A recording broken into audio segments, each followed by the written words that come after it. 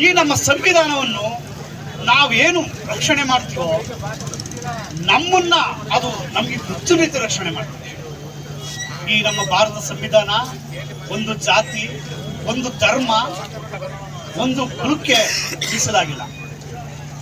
ಪ್ರತಿಯೊಂದು ಜಾತಿ, ಪ್ರತಿಯೊಂದು ಧರ್ಮ, ಪ್ರತಿಯೊಂದು ಮಾನವ ಕುಲಕ್ಕೂ ಅದಕ್ಕೆ ಅನುಗುಣವಾಗಿ ಸಂವಿಧಾನವನ್ನು ರಚನೆ ಮಾಡಿದ್ದಾರೆ.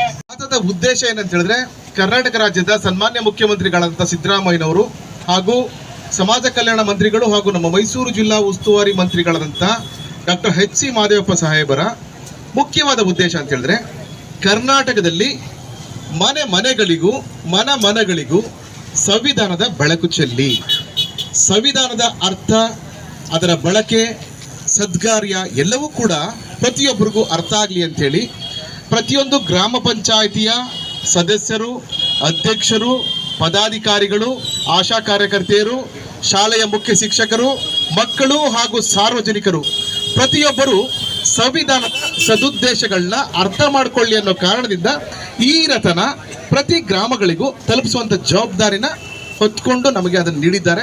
ಹಾಗಾಗಿ ನಾವೆಲ್ಲರೂ ಕೂಡ ಈ ಸಂವಿಧಾನದ ರಥದ ಜೊತೆಯಲ್ಲೇ ಹೆಜ್ಜೆ ಆಗ್ತಾ ಇದ್ದೀವಿ.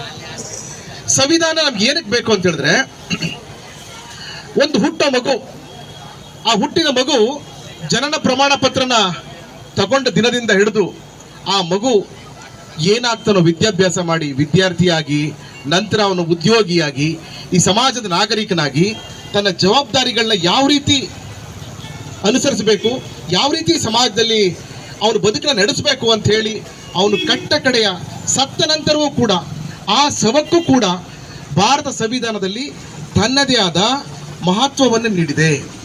ನಮ್ಮ ಸಾಲಿಗ್ರಾಮದ ಸಾರ್ವಜನಿಕರು ಮತ್ತು ತಾಲೂಕು ಆಡಳಿತಕ್ಕೆ ಸಾಲಿಗ್ರಾಮ ಪರವಾಗಿ ಧನ್ಯವಾದಗಳನ್ನು ತಿಳಿಸಿ